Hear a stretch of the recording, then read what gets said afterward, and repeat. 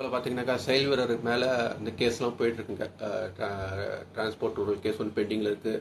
அப்புறம் பார்த்தீங்கன்னாக்கா இப்போது லஞ்ச ஒழிப்புத்துறை டாஸ்மார்க் எடுத்திருக்கு. அதுக்கு முன்னாடி இடி எடுத்தது, அதை வந்து இங்கே ஸ்டே வாங்கிட்டாங்க.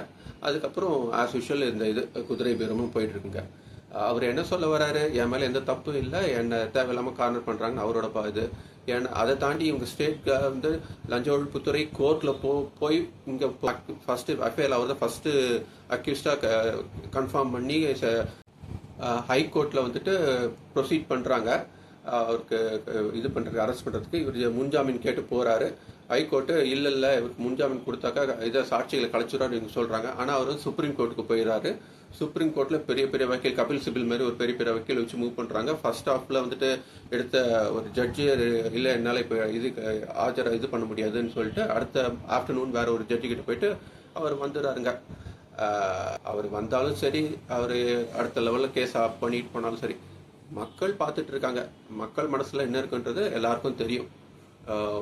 இதுக்கு முன்னாடி டிஎம்கே கவர்மெண்ட் எதிர்கட்சியாக இருந்தப்போ அதே செந்தில் பாலாஜியை வந்துட்டு கிட்டத்தட்ட 10-15 நிமிஷம் ஸ்டாலின் சார் வந்துட்டு பேசியிருப்பார். அந்த டிரான்ஸ்போர்ட் ஊழலை பற்றியும் அதுக்கப்புறம் அவர் அங்கே என்ன பண்ணார்ன்றதை பற்றி பேசியிருப்பார்.